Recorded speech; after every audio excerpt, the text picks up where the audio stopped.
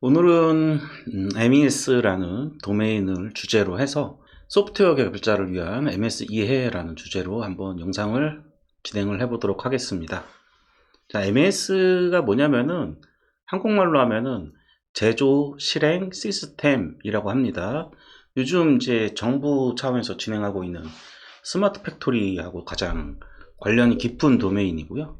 이거에 대해서 천천히 한번 내용을 보도록 하겠습니다. 이 시스템 관점에서 이제 MES가 뭐 어느 위치를 갖느냐, 이거를 이제 그림으로 한번 이제 보여드리자면은, MES는 이제 실제로 제품이 이제 생산되는 과정을 이제 관리하는 시스템이다, 실행하는 시스템이다 보니까, 관리라는 시스템보다는 실행시키는 시스템이다 보니까, 이 협업 시스템이 없을 경우 MES는 이제 내부에 협업 시스템을 대체할 최소한의 기능 추가가 필요로 하게 됩니다. 이 얘기는 즉 단독으로 사용할 수 없다라는 얘기죠. 그래서 MES는 항상 대표적으로 뭐 ERP, 그 다음에 QMS, 뭐 POP 이런 것들하고 이제 연동을 해서 얘가 시스템이 구축이 돼야 되는데, 지금 국내에서 이제 스마트 팩토리라고 해가지고 MES가 구축되는 이런 사업들을 보면은 대부분 요 MES하고 이제 POP 정도. POP는 여러분들이 이제 쉽게 생각하시면은 모니터링이라고 보시면 돼요. 그 다음에 이제 뭐 CIM, ERP, 뭐 MRP 뭐 이런 것들이 있는데, 대부분의 이제 중소업체들 같은 경우에는 이제 이런 시스템들이 구축되어 있지 않은 경우가 많죠. 그리고 또 이제 MES에 대해서 하나 또 오인하는 부분이 뭐가 있냐면은, 이제 공장 자동화라고 생각하는 분들이 많이 계신데, 공장 자동화는 좀 자동화 설비하고 더 관련이 깊고요. MES 공장 자동화가 되어 있으면은 이 MES도 뭐 필수적으로 구축을 해야 되는 부분이기도 하죠. 어쨌든 MES가 공장 자동화는 아니다. 그게 이제 일치하는 관계가 아니다. 이 정도로 좀 알고 계시면 될 것 같고요. 다음으로는 이제 제조업 구성 요소별 요거 시스템하고 그 다음에 MES의 최소 기능에 대해서 한번 제가 정리를 해봤습니다. 그래서 보시면은 제조업에는 제조업 생산하기 위해서 이제 품질, 비용, 납기 이런 부분들이 시스템적으로 관리가 돼야 되고, 그 다음에 제조업에는 자재, 설비, 그 설비를 다루는 작업자, 이렇게 세 영역이 있겠죠. 이 세 영역들을 이제 이렇게 표로 그려서 이제 구분을 해 보자면은, 품질과 관련해 가지고 이제 자재는 이제 재질에 대한 품질, 설비는 성능에 대한 품질, 그다음에 작업자는 기술에 대한 품질이 관리가 돼야 되겠죠. 그래서 품질 관리 시스템이 필요하고요. 그 다음에 원가 관리라고 여기 적어놨는데, 이제 자재에 대한 가격, 그 다음에 원자재 가격을 얘기하는 거죠. 그 다음에 설비는 이제 시간이 지나면 지날수록 이렇게 상각이 되겠죠. 상각이라고 하는 게 이제 뭐 처음에는 1억 주고 구매를 했는데, 뭐 그 다음 해에는 좀 노후화가 돼서 9천만 원 정도로 이렇게 평가가 되는 뭐 이런 거를 상각이라고 하고요. 작업자는 이제 급여가 이제 비용에 포함이 되겠죠. 그래서 회계 원가 관리가 필요하고요. 그다음에 이제 납기를 위해서 이제 제품을 이제 생산을 하고 납기, 그다음에 설비는 이제 부하가 얼마만큼 걸리는가, 작업자는 이제 근로 시간 뭐 이런 것들이 납기가 되겠죠. 그래서 실질적으로 이제 MES가 관리하는 영역은 요 영역일 겁니다. 공정관리. 공정관리가 이제 주 영역이긴 한데, 이렇게 따지다 보면은 이제 MES만 도입을 하게 되면은 이러한 것들이 필요한데, 없으면 또 안 되는 부분들이 있거든요. 그래서 회계 원가 관리는 어떻게 MES로 어떻게 커버가 안 되고, 요건 이제 별도 필요한 거고, 보통 이제 MES를 구축한다 그러면 이제 공정 관리가 중심이 돼서 품질 관리, 그 다음에 자재 관리까지 요 세 개가 필수적으로 이제 구축이 돼야 되고, 자재 관리, 창고 관리라고 보시면 돼요. 창고 관리 시스템이나 이제 품질 관리 시스템이 별도로 있다면은, MES가 없으면 뭐 품질 관리 시스템은 없을 거라고 거의 확신하는데, 어쨌든 요 세 가지 시스템이 반드시 필요하고, MES 구축할 때 우리가 중점적으로 구현을 해야 되는 부분들은 이 부분이긴 하지만, 실제로는 이 부분과 이 부분까지 추가적으로 소프트웨어를 구축을 해야 되죠. 다음으로 이제 MES의 도입 기대 효과에 대해서 한번 좀 살펴보도록 하겠습니다. 요거는 이제 사업적으로 좀 여러분들도 알고 계셔야 되겠죠. 이제 내가 시스템을 구축을 하는데, 이 MES라는 시스템을 통해서 사용자가, 실제 사용자가 어떤 효과를 가져올 수 있는가를 생각하는 것은, 이런 것도 개발자가 생각해야 돼? 라고 생각하시는 분도 계실지 모르겠지만은, 내가 만든 시스템이 어떤 목표를 갖고 이 시스템을 사용하는지를 고민하는 것도 굉장히 중요하다고 생각을 하거든요. 그래서 MES를 이제 도입함으로 해서 이제 품질도 향상하고, 그 다음에 원가도 절감하고, 생산도 증가시키고, 납기일도 단축시키는 이런 효과들을 가져올 수 있습니다. 이 네 가지 요소가 이 시스템 안에 들어가 있어야 돼요.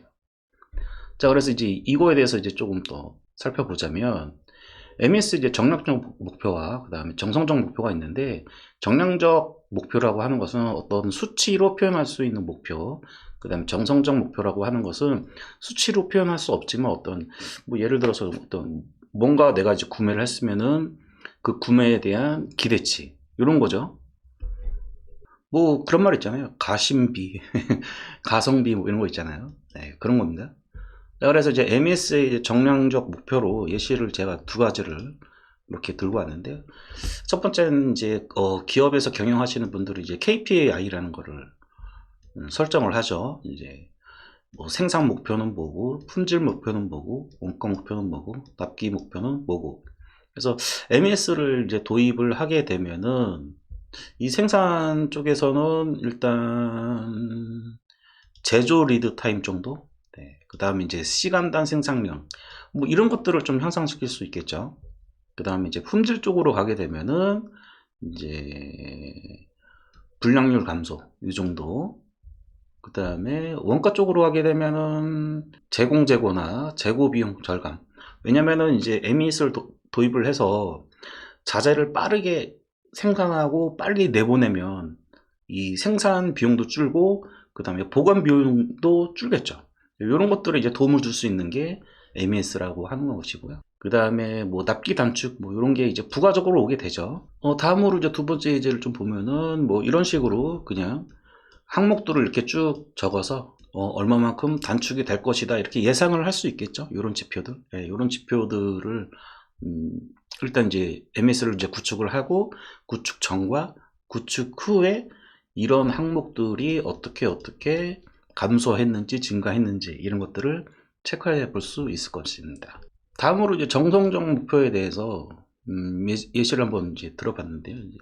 보통 이제 설문으로 이렇게 평가를 하죠, 우리들이. 그래서 뭐 현 업무에 맞는 생산 계획 및 실적 관리가 가능한가, 뭐 이런 예시니까요. 이걸 뭐 그대로 쓸 수 있는 건 아니고, 그때그때 이제 프로젝트나 이제 도입 기업의 상황에 따라서 이런 선문에 의해서 MES를 또 구축하는 데 도움이 될 수가 있죠. 그래서 뭐 바코드로 쓰면 되면 바코드 체계 구축으로 뭐 어떻게 확보했는가, 뭐 이런 것들. 그다음에 모니터링 시스템 구축 관련 내용. 그다음에 우리가 이제 모니터링을 하려면 이제 설비에다가 뭔가 이렇게 센서 같은 걸 또 달아야 되죠. 뭐 이런 것들을 이용을 해서 휴먼 에러나 그 다음에 뭐 작업자의 부담이 줄어들었는가, 뭐 이런 것들 목표로 삼을 수가 있을 것입니다. 그렇다면 MES 도입의 최종 목표가 뭐냐, 이거 제가 오픈하기 전에 일단 제 개인적인 경험을 좀 하나 말씀을 드리자면은, 제가 이제 스마트 공장 이제 사업을 진행을 하면서 이렇게 커뮤니케이션을 하는데, 어느 날 하루는 대뜸 공장장님이 아니 이거 그 작업자들 일 잘하는지 못하는지 체크하려고 만드는 거 아니냐 이렇게 말씀하신, 실제로 제가 들은 얘기입니다. 예, 그런 케이스도 있었어요. 근데 MS는 그런 게 아니고요. 여기 보시면은 MS는 이런 이 작업하시는 분들이 이제 정확하게 제조를 하시고 효과적으로 관리를 하시고 계량적으로 이제 분석을 하셔서 이렇게 생산을 잘 하시잖아요. 잘 하시고 계시는데, 거기에 플러스 MES라는 걸 도입을 하면, 여러분 뭐 공장에서 일하시는 분들 열심히 일하고 계시니까 여기에 MES를 도입을 하면은 이런 도입 기대 효과를 얻을 수 있으면서, 이것들을 이용을 해가지고 최종적으로는 공장에서 생산해 내는 제품의 이제 제조 공정이 이제 시스템화, 그 다음에 표준화가 달성할 수 있다라는 거예요. 매번 그 공장 가서 이렇게 일하시는 분들 보면 이 설비 막 이렇게 하다가 이제 불량 나오면은 뭐 극단적으로는 설비를 이제 멈추고 다시 뭐 세팅하고 이렇게 공정이 흘러가는 경우가 있거든요. 그런 것들이 작업자가 바뀌었을 때 가장 불량률이 가장 많이 생기는 그런 케이스가 있어요. 뭐 이제 설비도 이제 뭐 선반이나 CNC 같은 거 이렇게 쭉 세팅하는 게 이제 능숙하지 않은 뭐 그런 분들 같은 경우에는 이 제조를 할 때 뭔가 이렇게 작업 지시서를 보고 이렇게 했더라도 그런 작업 지시서 자체가 뭔가 이제 표준화 안 돼 있고 뭐 어수선하고 작업자가 보기 힘들게 돼 있다면은 그 기계 그 설비를 아무리 잘 다루는 분이더라도 뭔가 제조를 했을 때 이 불량률이 낮아질 거다, 불량이 없을 거다라고 보장이 되지 않죠. 그런 부분에 있어서 이 제조 공정의 시스템화와 그 다음에 표준화를 달성하는 게 이 MES를 도입함으로 해서 훨씬 더 작업자분들을 편하게 하고 그 다음에 그 생산된 제품에 대해서 고객이 훨씬 더 신뢰성을 가질 수 있는 그런 시스템이라고 보시면 되겠습니다.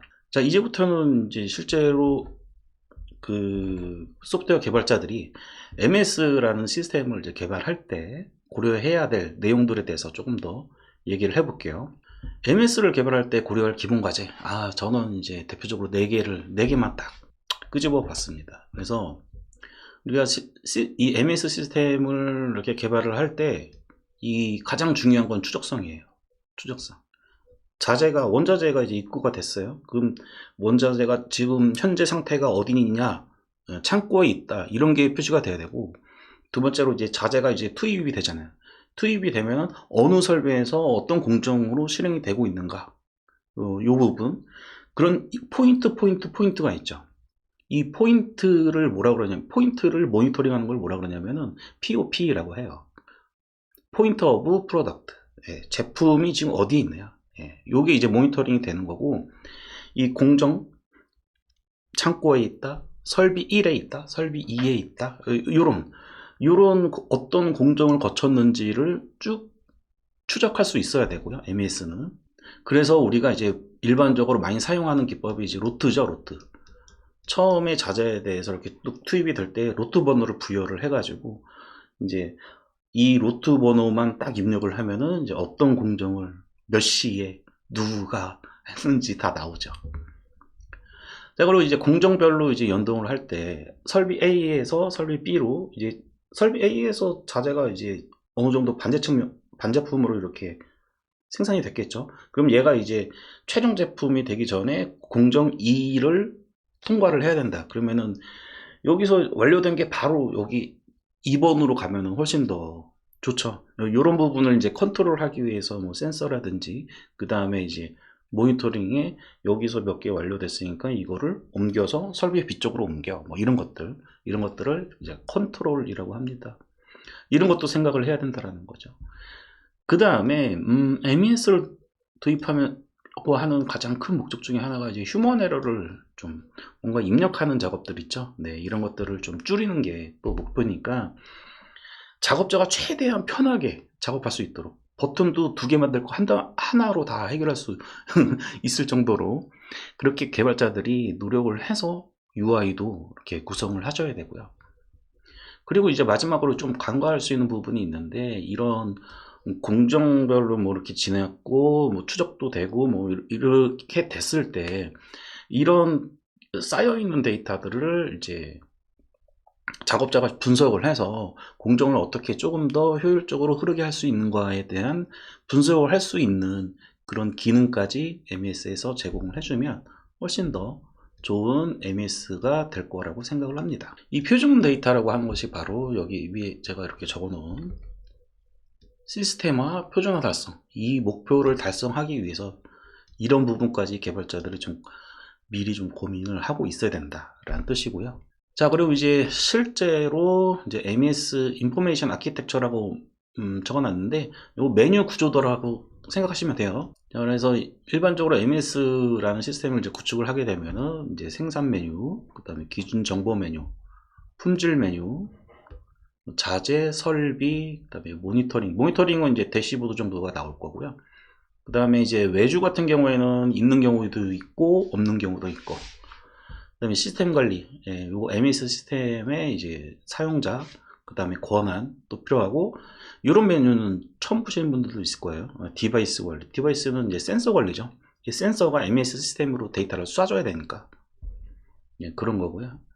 여기서 또 이제 하나 또 이제 보셔야 되는 부분이, 이제 생산, 기준정보, 품질은 제조하고 상관이 있다라는 게 딱 여러분들 아시겠지만은, 여기 보시면 자재 있죠. 네. 이 자재 부분은 어느 정도, 어떻게 보면은 미니 WMS다. 그러니까 최소한의 작은 사이즈의 창고 관리 시스템이다 보시면 돼요. 그래서 MES를 하시게 되면은 창고 관리 WMS 쪽도 좀 지식이 좀 생기게 됩니다. MES의 이제 기본 흐름에 대해서, 대표적인 이제 흐름이죠. 공정 관리. 생산 계획을 짜고 그 다음에 자재를 구매해요. 여기까지는 이제 보통 이제 영업분들이 하시게 되죠. 공장에. 그 다음에 이제 자재가 이제 창고에 들어오고, 들어오면은 얘를 이제 생산 계획에 의해서 어떤 자재를 이제 공정을 수행해, 이렇게 지시를 내리거든요. 이걸 작업 지시서라고 하는데, 그럼 작업 지시가 내려오면은 공정을 이제 생산 근로자분들이 생산을 이제 수행을 하겠죠. 수행하고 생산이 이제 완료되면은 이제 그 이후에 뭐 직접적으로 밖에 이렇게 완료되는 순간 바로 배송할 수도 있는 거고, 고객사에. 아니면은 잠깐 보관하기 위해서 공장 내에 있는 창고에 보관할 수도 있고, 뭐 이런 여러 가지가 있는데, 이 생산하는 과정을 이제 공정 관리라고 생각하시면 되고요. 그 다음에 자재 관리 같은 경우에는 창고 관리라고 생각하시면 돼요. 그래서 이제 자재가 들어오거나 혹은 생산 완료된 것이 들어오면은 걔를 보관하고 있다가, 이제 얘를 이제 고객한테 납품해 하면은 이제 출하 지시가 내려오죠. 그럼 출하 지시가 내려오면은 얘를 포장해서 내보낼 수도 있고, 아니면 그냥 트럭에 그냥 이렇게 쌓아서 내보낼 수도 있고, 이런 거. 그 사이사이에 검사를 합니다. 여기 보이시죠? 출하 검사, 입고 검사. 그 다음에 여기 보시면은 제가 공정관리 쪽에는 안정화는 일부러 뺐는데, 여기에서도 이제 공정이 수정될 때 설비에서 나오면은 이제 품질 검사하고 그 다음 공정으로 넘기고, 이런 과정이 있기 때문에 여기서도 품질 검사는 이루어집니다. 그 다음 이제 설비 관리가 있는데, 이제 설비 관리는 뭐 이제 선반이나 뭐 이런 이렇게 공장에 들어가 있는 이런 장비들은 뭐 직접 가서 보면은 뭐 엄청나게 큰 것도 있고 가격도 막 몇 억대 해요. 설비 하나에. 뭐 그런 것들을 그냥 정비도 안 하고 그냥 쓸 수는 없잖아요. 예, 정비를 잘 해야 오래 쓸 수 있으니까 이런 설비 관리를 해달라고 하는 그런 경우도 있고요. 그 다음에 이제 품질 관리 이렇게 넣어놨는데, 이 품질 관리를 제가 이제 따로 빼는 이유가, 품질 기준 등록하는 게 있거든요. 그러니까 A라는 제품을 생산을 하기 위해서 최종적으로 어떤 결과가 나와야 되는지에 대한 기준을 등록하는 그런 프로세스가 따로 있습니다. 그래서 여기다 공정별로 등록할 수도 있을 것이고, 그 다음에 제품별로도 등록할 수가 있을 것입니다. 이렇게 해서 이제 오늘은 MES 소프트웨어 개발자를 위한 이해를 좀 쭉 진행했고요. 스마트 공장 사업이나 뭐 이런 MES 쪽에 계신 분들에게 도움이 되는 내용이었으면 좋겠습니다. 오늘은 여기까지 하도록 하겠습니다.